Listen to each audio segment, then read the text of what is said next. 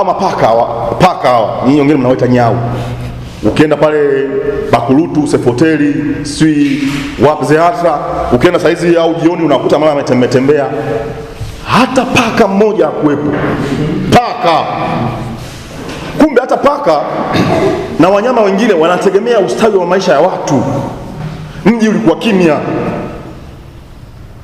Alafu zinapita zile gari za jeshi, za polisi zinaimbaje? Yana mwisho, si ndivyo? Yana mwisho, yana. Unaisikia? Yaani gari iko mataa, mimi nakaa Rubaga kule naisikia. Mji umetulia kimya. Ni maisha ambayo tusiyaombe na Mwenyezi Mungu atuepushe. Kwa kipindi cha ukoloni watu waliishi maisha hayo. Watu waliadhibiwa mbele ya familia zao. Yaani baba alikula viboko mbele ya mama kwa kushindwa tu kufanya kazi. Kuna baadhi ya ndugu zetu walipelekwa Ulaya kwenda kufanya kazi with low wages, muda mrefu wa kufanya kazi, difficult environment. Kuna baadhi ya viongozi wenzetu waliwauza wenzetu kama watumwa. Walichukuliwa wakawa wanasafirishwa kama misafara ya biashara za utumwa, wanaenda kuuzwa Ulaya ili kufanya kazi katika viwanda vya Ulaya. Sasa safari ya Ulaya kutoka kwa meli kutoka Tanganyika by that time kwenda Ulaya ilikuwa ni siku nyingi, na walikuwa wanarundikwa. Yani meli kama hii mnarundikwa, mtajijua nyinyi wenyewe. Ambao walikuwa wanaonekana na afya mbaya, wameanza kuchoka, katikati wengine walitoswa baharini. Hapa kutoka tu Ujiji kwenda Bagamoyo kwenye soko la watumwa, mtumwa ambaye alionekana ameanza kugua, amechoka na nini, alipigwa shaba. Kwa sababu alitembea, hakukuwa na gari. Hii nchi jamani imetoka mbali nyie.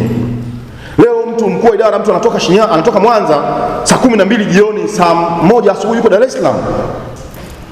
Mtu anatoka Kigoma asubuhi saa 2 usiku yuko Dar es Salaam.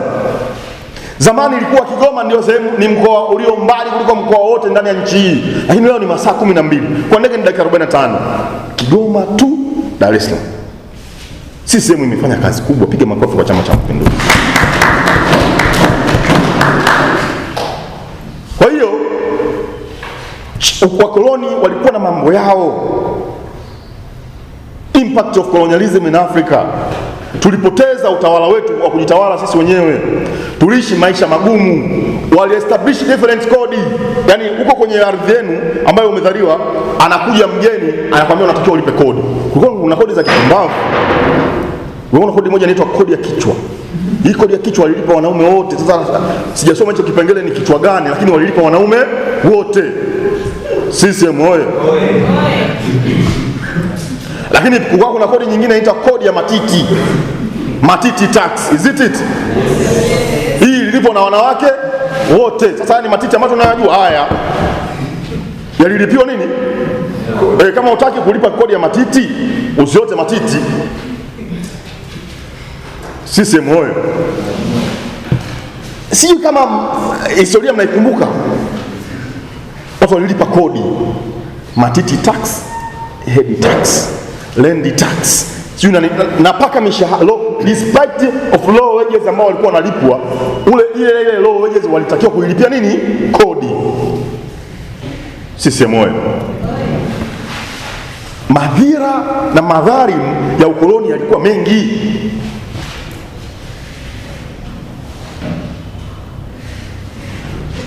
Ile oppression, discrimination, sio nini, exploitation zilikuwa nyingi tofauti na tunavyozisoma. Na mbaya zaidi, hii historia ambayo sisi tunayo haielezewi kwa undani wake. Yaani ukiwapata wale Afrocentric wamekuandikia kitabu cha Slave Trade in Africa, ni tofauti na tunavyosoma sisi. Sisi tunasoma partially. Lakini huko ukweli ndani yake. Ukimpata Mwafrika mzuri, mwanasayansi mzuri aliyefanya research yake, akikuandikia Slave Trade in Africa, umalizi peji 2 bila kulia. Watu walifanywa unyama ndugu zangu. Yaani ule msafara wa watumwa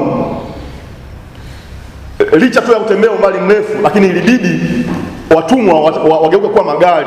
Zilikuwa zinawekwa hapa zile hiyo mirunda, alafu kidume anakaa juu anakula pose, wanambeba kutokea Ujiji mpaka Bagamoyo, mmebeba lijitu.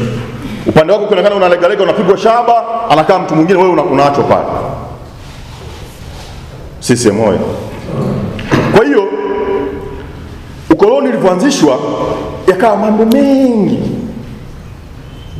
sana ya unyanyasaji, udhurumaji, haki za binadamu na vitu vingine kama hivi hapa. Sasa lipo swali moja, tunalisema kwa Kiswahili kwamba wakoloni walijitengenezea kaburi la kujizika wao wenyewe. Discuss. Sisi moyo. Mnalikumbuka hilo swali? Pointi zake zilikuwa ni nini na nini? Napita juu ili nikimizane na muda wangu. Kwamba baada ya wakoloni kuwa sasa wamevutiwa sana na Afrika, ile mmesema area for investment, wakaja kuwekeza Afrika. Walipokuja kuwekeza Afrika, baadhi ya uwekezaji wao ilikuwa ni kama wanajichimbia kaburi ya kujizika wao wenyewe. Mungu akaweka shani yake bwana. Hapo walipofika waliwekeza katika sekta ya elimu, walianzisha colonial education system, colonial health system, colonial infrastructure system, colonial energy and consumption system, wanaanzisha kila kitu. Sasa katika kuanzisha vitu hivyo walihitaji watu wa kuwasimamia. Walihitaji watu wa kusimamia vitu hivyo. Mtakumbuka kulikuwa kuna aina nyingi za utawala wa kikoloni. Miongoni mwa aina hizo kulikuwa kuna direct rule, indirect rule, assimilation policy, assimilation and association policy. Hizi zilitumiwa na wakoloni tofauti tofauti. Kama tunaelewana vizuri.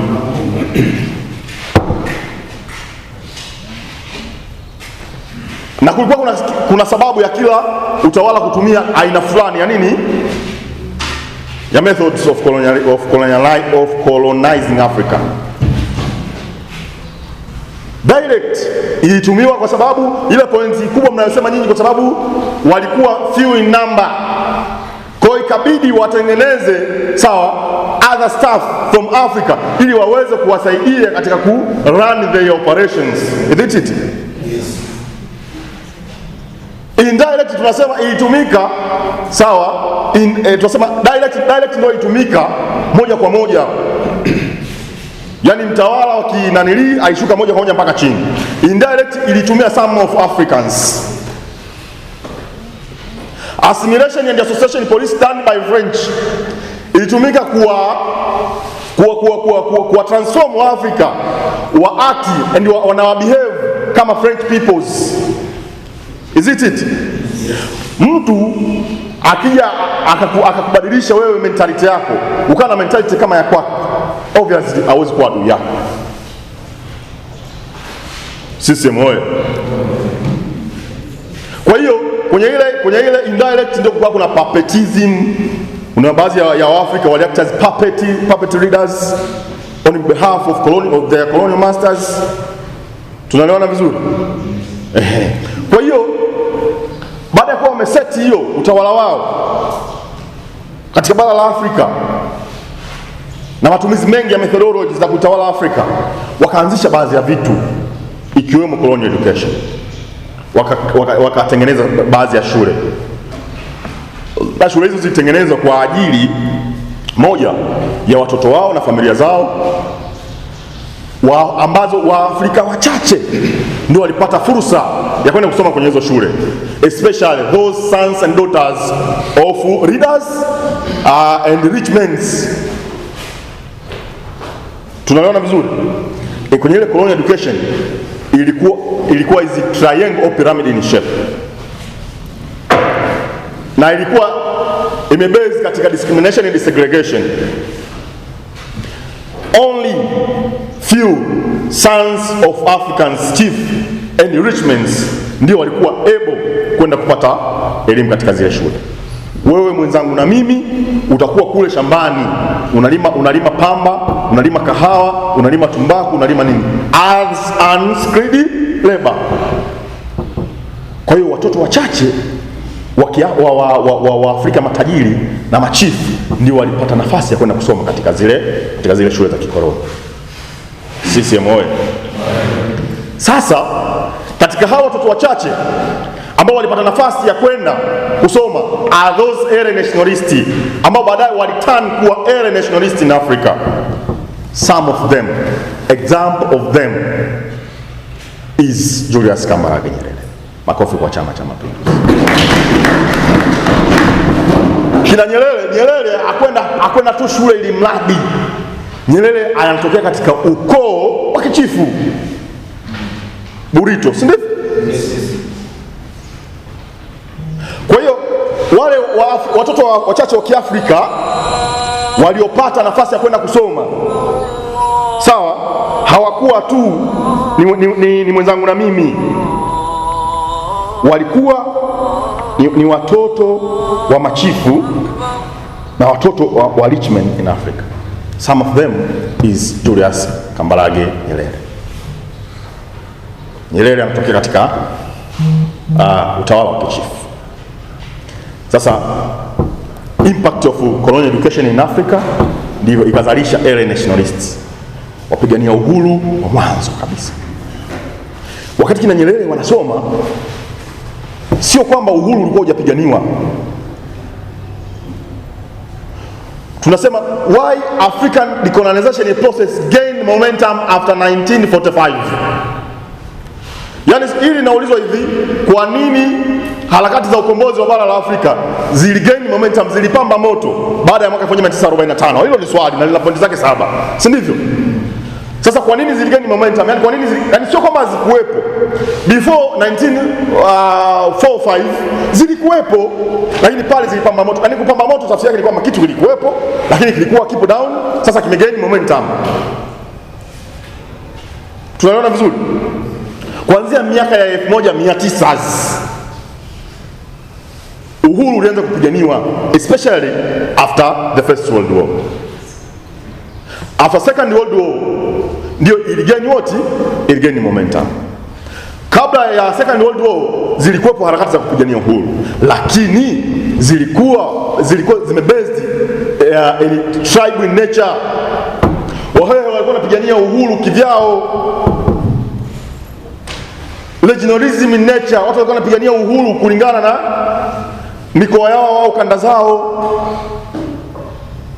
lakini walikuwa wapigania uhuru haswa walikuwa wana demand baadhi ya vitu tu. Mfano, walikuwa wana demand price of the year crops, waliandamana wakatengeneza vyama vyao.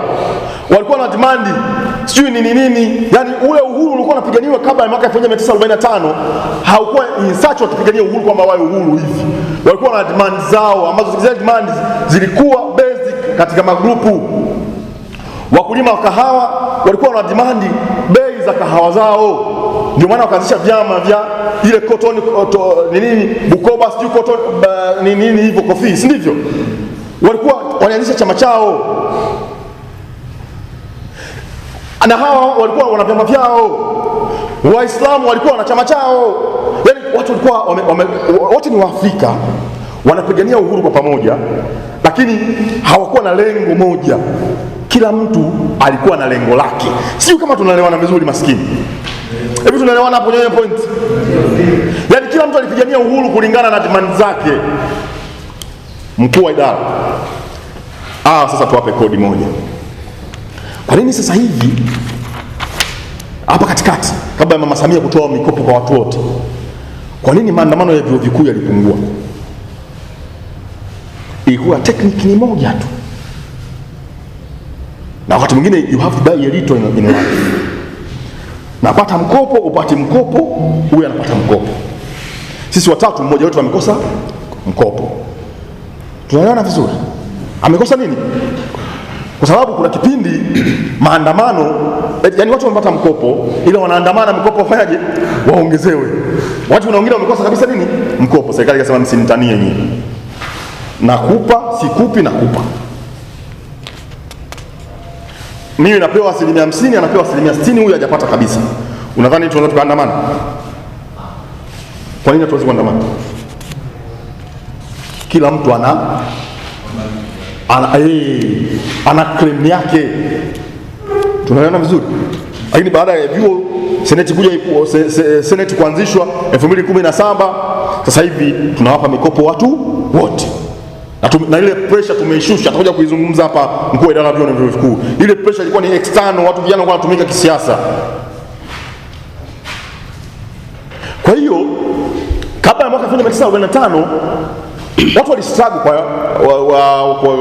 kwa ajili ya kupigania uhuru, lakini walikuwa na feli. Kwa nini walikuwa na feli? Sababu kwanza kila mtu alikuwa na demand zake, kila mtu alikuwa na malengo yake. Walipigana, kila mtu alikuwa anapigana kikabila yake. Yaani Muhehe alikuwa anapigana kwa staili yake, Nyamwezi alikuwa anapigana kwa staili yake, Sukuma alikuwa anapigana kwa staili yake, Zaramu alikuwa anapigana kwa staili yake. Ndio zile vita mnavyoita interstate war, Majimaji war. Majimaji war is kind of nationalism war. Sema walikuwa wanatofautiana nini? Malengo. Ule umoja hakuspread nchi nzima. Sasa utaambiwa why fail? Kwa nini zilifeli? Ndio hapo mtata zile point zenu za nini? Za poor belief. Kwamba walitumia majimaji. Yaani kwa hiyo nyinyi mnaona wale wazee wa miaka ile wajinga. Yaani awe tuna maji, ana bastola na bomu linakuja, aseme maji. Asikwepe, atege tu kifua. Huko ni kuwafanya Waafrika wa kipindi hicho kuonekana hawana akili vizuri. Kuna haja ya kuisoma vizuri historia ya Afrika na kuiandika kwa usahihi wake. Tunaelewana vizuri? Ile historia ya Majimaji ukiisoma, wale ni katika state ambazo zilikubali Uislamu. Tunaelewana vizuri? Wale walikuwa wanapigana in form of jihadi. Jihadi kwa wale Waislamu wanaelewa. Wanaamini kwa kwanza walikuwa wanaamini. Ogopa sana watu ambao walikuwa wanaamini hivi. Tunaona Iran leo. Ogopa sana kupigana na mtu ambaye ana imani ndani yake. Yaani anaamini hapa, nikishinda Yesu Kristo yu ndani yangu. Ogopa hiyo. Na ogopa nikishindwa mimi ni Jannati Firdaus. Yaani yeye hana cha kupoteza. Wale mnaobeti mpo hivi, tunahitaji hiyo both team to score. Sio unaelewa vizuri? Na leo itakuwa hiyo. Yaani saa 10 leo kutakuwa na both team to score. And gap la point 3 tunaenda nalo second session. Jana ilikuwa hivyo, both team to score. Kwa hiyo wale kina Kinjikitile Ngwale ilikuwa hivi. Wao waliamini, soma nature ya historia yao, nature of that state. Waliupokea Uislamu. Kwa hiyo waliamini ile ni kind of jihad, kupigania uhuru wao. That's why wakati mapambano yanaendelea, wao waliamrishana hakuna, usiende vitani. Sababu vitani ukienda kuna kufa na kupona. Tushike udhu kwanza. Ukifa umekufa shahidi. Yaani umekufa na udhu, umekufa umetakasika. Ukipata ushindi, umefanikiwa, umepata thawabu. Sawa? Wanaamini kwamba udhu ungewalinda wao. Na kama wangetokea kufa, basi wangekufa mashahidi. Shahidi katika jihadi, katika imani za Kiislamu wanasema kwamba ni mtu ambaye anakufa kwa kupigania haki ya nchi na dini yake. Na wanaamini baada ya kufa wanapata malipo yao, yanakuwa ni pepo. Kwa haikuwa hivyo ambavyo sisi tukisoma tunawacheka, Kinjikitile kwa mjinga ulikuwa hivyo. Yaani tu ipigwe risasi useme maji, ulikuwa ujinga. Hapana, haikuwa hivyo. Tusome vizuri. Kwa hiyo kulikuwa kuna kupigania uhuru miaka hiyo. Baada ya mwaka 1945, sasa baada ya kumalizika vita vya pili vya dunia, decolonization process and nationalism in Africa take another face.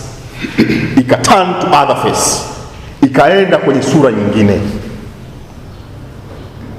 Moja ya impact zake ilikuwa ni the rise of nationalistic leaders.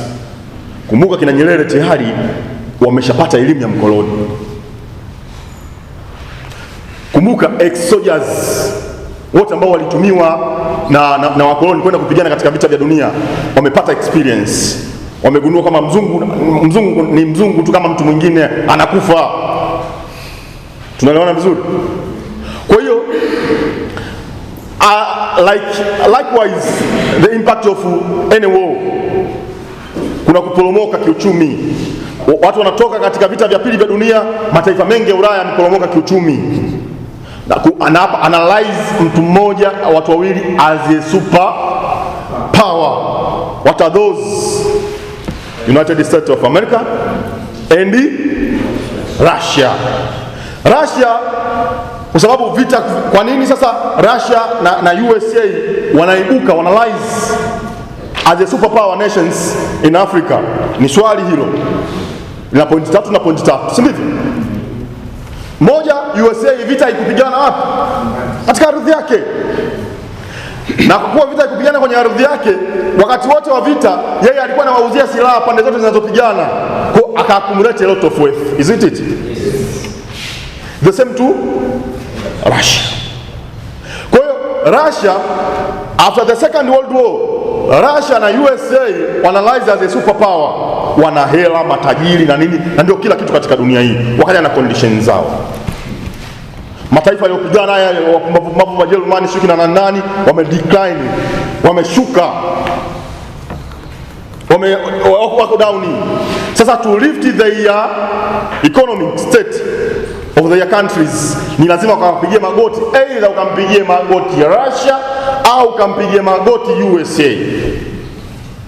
Alienda kumpigia magoti USA alikuwa na terms and conditions zake. Moja terms and conditions zake, unakuja kuniomba msaada, nikusaidie, US dollar ngapi? Kadhaa.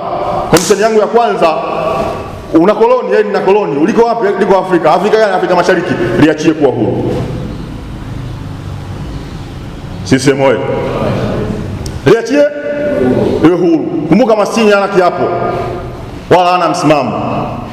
Eti unajifanya wewe una hata kitu, una hela na nini, na unarudi nyumbani, nimekuja kupumzika saa 8 hii, naomba nisamshwe na mtu yeyote, una tamia.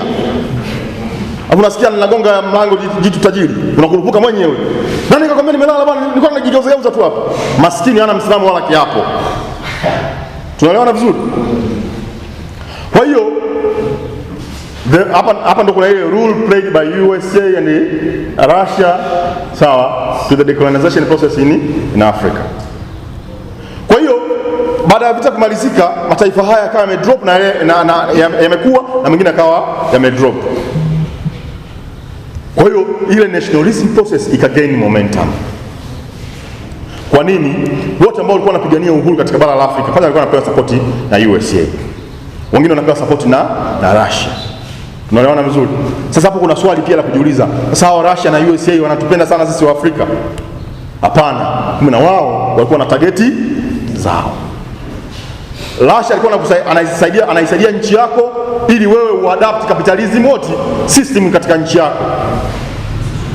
Russia anakusaidia ili uadapt wote socialism katika nchi yako. Tunaelewana vizuri? Sasa yote kwa yote, msaada wote lazima uje na condition. Harakati za kupigania uhuru zikapamba moto. Kumbuka kina Nyerere tayari wameshaanza kupata elimu, sons of chiefs na wengine wamepata, decolonization process ikaanzia vyuoni. Nyerere akiwa Makerere inaanzaliwa 5. Mind you, kabla 5 kulikuwa kuna taa. Nimewaambia kitu kimoja, kabla ya mwaka 1945 vyama sio vilikuwa vinapigania uhuru, vilikuwa vinapigania haki. Eleweni hapo. Mnaelewa? Vilikuwa vinapigania haki, sio uhuru, kabla ya vita vya pili vya dunia. Ndio maana mwanzoni kabla ya 5 kulikuwa kuna chama kinaitwa taa. Nini maana taa? Tanganyika African yote. Hakikuwa chama cha kisiasa. Wao walikuwa na demand zao, ikiwemo masuala ya wages, masuala ya haki za binadamu, masuala ya nini. Tunaelewana vizuri? Hakikuwa ni chama cha kisiasa. Nyerere wakati yuko Makerere akakutana na wenzie kule, decolonization process ina take place kule. Alivorudi Tanganyika akawakuta wazee, wakaibadilisha taa kutoka chama cha wafanyakazi wa Kitanganyika kwenda kuwa chama cha kisiasa. Ndipo kikazaliwa chama kimoja kinachoitwa Tanganyika Nationalistic what? Union. TANU. Mwaka gani hiyo imeanzishwa TANU? 1954. Wakati hichi kinaendelea, Tanganyika ndicho kilichokuwa kinaendelea wapi? Zanzibar. Kwa hiyo Nyerere anakuja na TANU yake inapamba moto, na kule Sheikh Karume ana ASP na yeye inafanyaje? Inapamba moto. Kwa nini sasa TANU imeanzishwa 54 mmesema? Sijui unaelewa vizuri, mpaka kufikia 61 ambapo mmeniambia nyie uhuru ulipatikana. Almost ni miaka mingapi? Miaka kama 7 hivi, si ndivyo? Miaka 7, si ndivyo? Nakumbuka kuna neno nimewaambia hapa, uhuru umeanza kupigania muda mrefu, lakini walikuwa wanafeli. Kwa nini? Hapa kuna swali, si ndivyo, walimu wa historia? Kwa nini nchi nyingi za Afrika zilipata uhuru miaka 1960 na ilikuwa ni faster? Kwa nini? Kwa sababu due to the role played by nationalistic leaders, for example Mwalimu Nyerere. Tunaelewana vizuri? Nyerere aliwaunganisha watu wakapata strong bond, strong unity. Tunaelewana vizuri? Kumbuka kule nilikwambia kwa nini zilishindwa, kwa sababu watu walikuwa disorganized. Nyerere na wenzie kwenye kamati yao walizunguruka nchi nzima kuwaunganisha Watanganyika. Kwa hiyo wimbo wa uhuru uliimbwa katika kila kona ya nchi. And why ilikuwa ni in peaceful means? Hiyo ni swali la siku nyingi. Kwa hiyo the rule played by Julius Kambarage Nyerere, the first chairman of TANU, to unite Tanganyika, na wimbo wao ukawa mmoja, wao ni kutaka uhuru, ni kutaka uhuru, ni kutaka uhuru, ni kutaka uhuru. Ikawa ni big achievement.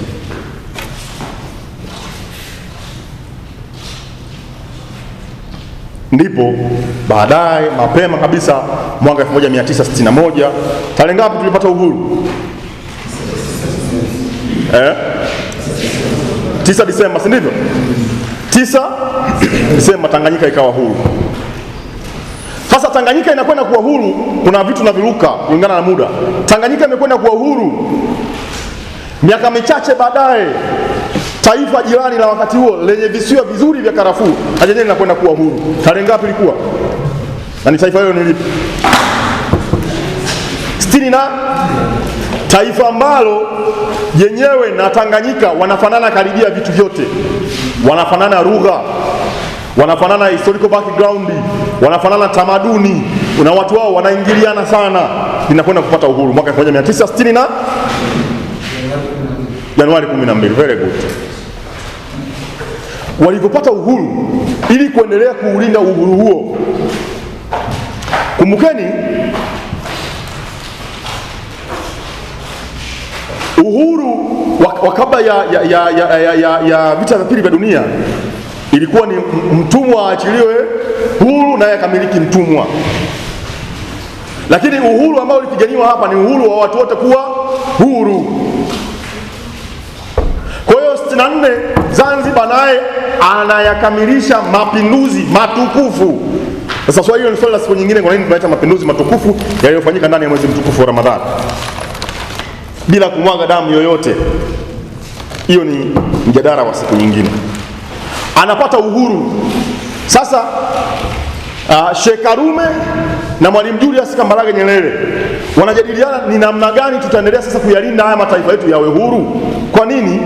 Kama adui ataanza kuingia, ataiteka Zanzibar mapema, ni rahisi kuingia wapi? Tanganyika. Tunaelewana vizuri? Kwa hiyo akili kubwa ambayo Mwenyezi Mungu aliwajalia wale wazee, wakakubaliana kwamba sasa tuyaunganishe mataifa haya. CCM oye! Nyerere oye! Sheikh Karume oye! Kwa hiyo mataifa hayo, wazee hawa wawili wakayaunganisha mataifa hayo ambayo yenye historia ya kufanana na utamaduni wa kufanana, tukapata taifa zuri lililojaliwa na Mwenyezi Mungu linaloitwa Tanzania. CCM oye! Mwaka gani hiyo ilikuwa tunaipata Tanzania huru?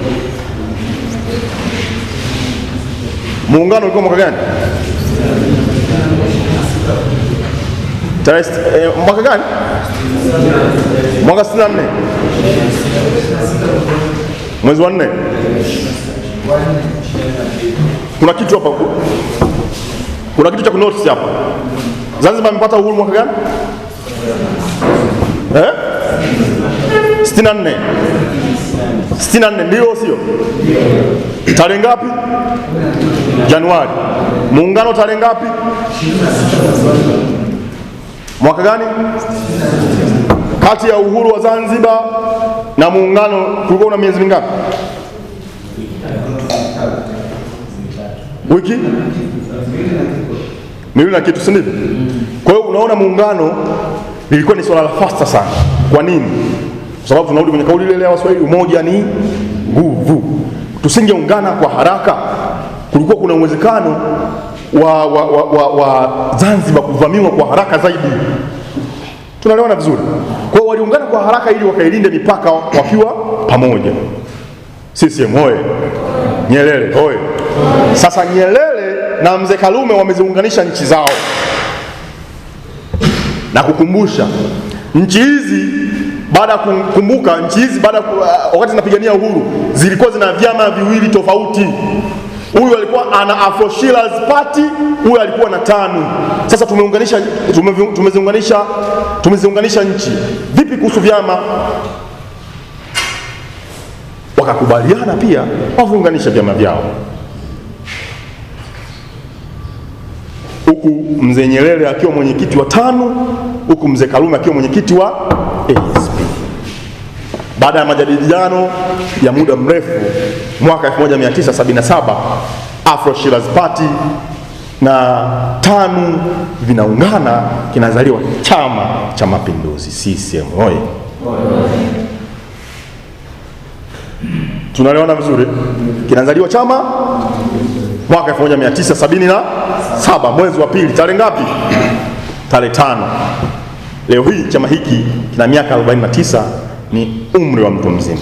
East African Spirits Company Limited ni kampuni inayojihusisha na uzalishaji wa pombe kali na bia. Kampuni hii ilianza mnamo 2018 ambapo ilianza na line ya plastiki. Tulianza uzalishaji wa bidhaa yetu inaitwa Diamond Rock. 2019 tukaanzisha line yetu ya line ya glasi ambao tunazalisha bidhaa yetu pendwa Hanson's Choice. 2023 ndipo tulipoanza ku blend na ku manufacture beers zikiwa ni Hanson's Light, Goldberg, Basembi ambayo imeunga mwaka 2024 na Hanson's Dry iliyoanza uzalishaji mwaka 2025. Bidhaa zetu ni bora, salama, zimethibitishwa na TBS, lakini pia zina key element au niseme ni zina sifa kuu ya kutokuwa na hangover, kutokuwa na harufu mbaya, na pia zina bei nafuu kwa kila Mtanzania.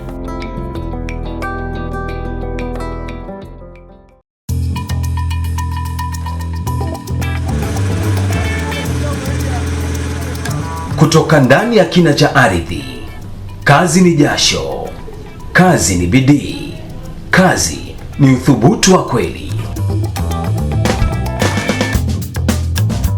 Lakini kila shujaa anastahili zawadi ya ushindi wake. Basembi, bia ya mashujaa, bia ya kazi, bia yenye ladha kali isiyosahaulika. Haina hangover, ina nguvu. Ni chaguo la wanaume wanaofanya kweli. Basembi Extra Lager, kazi imeisha, sasa ni muda wa ladha safi.